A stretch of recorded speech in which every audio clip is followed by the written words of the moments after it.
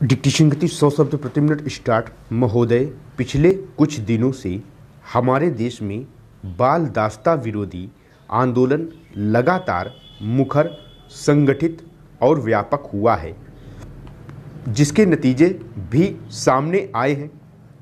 इसके प्रति बाहरी दबाव भी है, लेकिन स्त्रियों के कम होते जाने के खिलाफ ना तो देश में कोई संगठित आंदोलन है और ना ही कोई बाहरी दबाव। जिस प्रकार बाल दास्ता का संगठित विरोध हो रहा है, उसी तरह स्त्रियों के गायब होने का क्यों नहीं आज भी देश के बहुत से हिस्सों में कन्याओं को जन्म लेते ही मार दिया जाता है। और तो और समाज के रूढ़ दृष्टिकोण के कारण शिक्षा और विज्ञान भी कातिलों की मदद कर रहे हैं। प्रसव पूर्व लिंग निर्धारण की बढ़ती हुई लोकप्रियता और इस परीक्षण के पक्ष में दिए जाने वाले तर्क हमारी सामाजिक संरचना की अभिव्यक्ति है। कुछ लोग बेहद शर्मनाक तरीके से कहते हैं कि बेटी हो या बेटा, यह निर्णय लेना हमारा प्राकृतिक अधिकार है। इसके लिए यह लोग बच्चों की सीमित संख्या का तर्क भी देते हैं। इनके अनुसार जब बच्चों की सीमित संख्या का अधिकार उनका है, तो वह बेटा हो या बेटी, यह भी उनका स्वतः सिद्ध अधिकार है।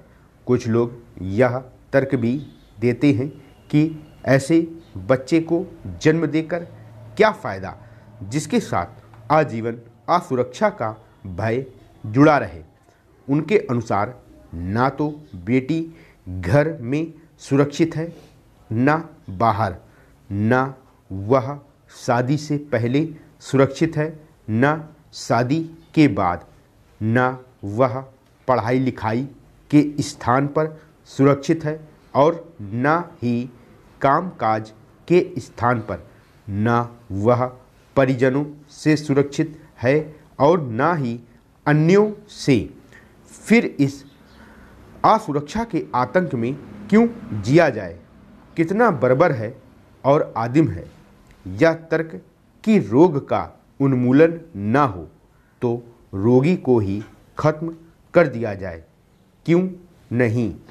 हम उन तमाम कारकों के विषय में सोचते जिनके कारण बेटियां आजीवन असुरक्षा और आतंक के साए में जीने को विवश हैं। क्यों नहीं हम उन तमाम रूढ़ियों, मान्यताओं, संदर्भों और परंपराओं के खिलाफ बगावत करते जो बेटियों को अवांछित बनाता है? क्यों ऐसे मूल्यों के पोषण के खिलाफ सतत अभियान नहीं चलाया जाता जो तमाम तरह की गैर बराबरी की हिमायत करते हैं? क्यों ऐसी मान्यताओं का पोषण नहीं किया जाता जो यौन आधारित असमान रूढ़ियों का खंडन करती हैं?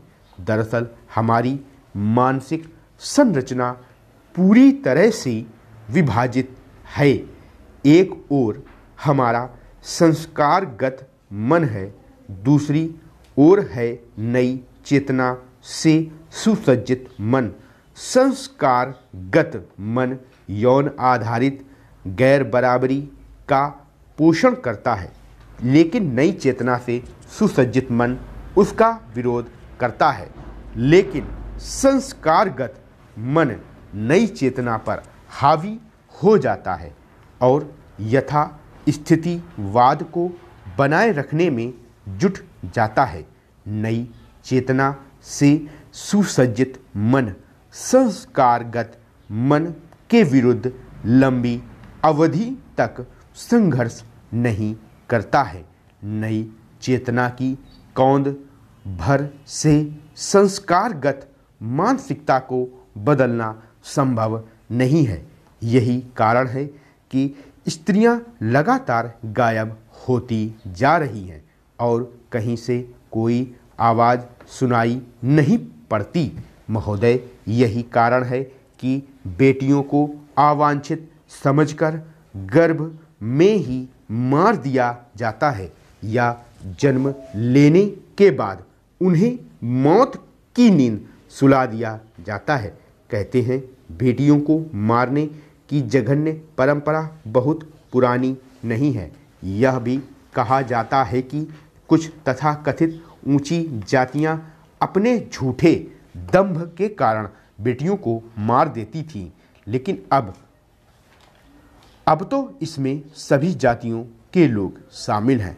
देश के दूर दराज के अंचलों में प्रसव पूर्व लिंग निर्धारण करने के लिए सुसज्जित उपकरणों से दौड़ती गाड़ियां सबूत हैं इस बात की कि कानूनी प्रावधानों के बावजूद विज्ञान का यह प्रयोग लगातार मानव विरोधी होता जा रहा है।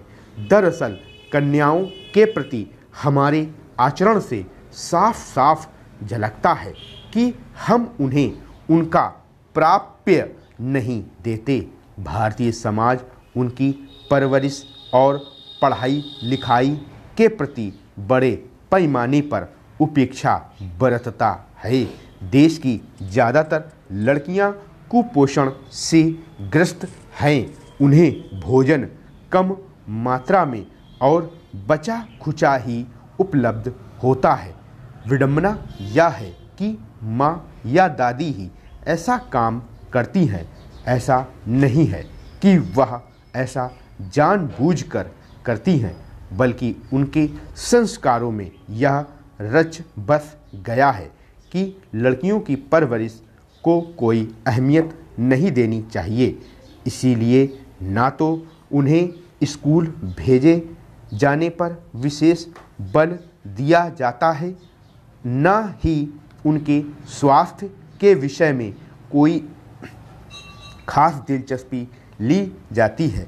वे तो सिर्फ बड़ी हो जाती हैं। बड़ी होने के लिए शोषण और भेदभाव की परंपरा को अपनी से अगली पीढ़ी को हस्तांतरित करने के लिए उसे भी एक विडंबना ही कहा जाएगा। मानव मूल्यों का पक्षधर मीडिया भी उनके विरोध में है। मीडिया को भी बालिकाओं, किशोरियों और स्त्रियों की ऊपरी बनावट और रूप सौंदर्य ही भाता है। उसके पास भी उनमें अंतर्निहित विशेषताओं को परखने या पहचानने की फुर्सत नहीं है। इस सिलसिले में सौंदर्य प्रतियोगिताओं की सूचनाओं को बड़े पैमाने पर प्रकाशित करने को देखा जा सकता है, जबकि किसी अखबार ने विस्तार के साथ यह नहीं लिखा कि मानसिक रूप से विकलांग विदिशा की उर्मिला ठाकुर ने किस ढंग से सड़क पर खेलते हुए बच्चे को ट्रक की चपेट में आने से बचाया। यदि कहीं यह खबर छपी भी होगी तो बहुत छोटी। जिस ढंग से सौंदर्य प्रतियोगिताएं राष्ट्रीय खबर बन जाती हैं, उसी तरह से ऐसी खबरें राष्ट्रीय समाचार क्यों नहीं बनती। यौन हिंसा और बलात्कार की खबरें जिस ढंग से छपती हैं, उनमें कहीं ना कहीं यह स्वर अवश्य रहता है कि स्त्री उपभोग की एक वस्तु है। यौन आधारित विषमता को समाप्त करने की पहली और आखिरी शर्त यह है कि मानसिक संरचना को बदलने के लिए बहुआयामी संघर्ष की शुरुआत हो। यह संघर्ष सभी स्तरों पर शुरू हो।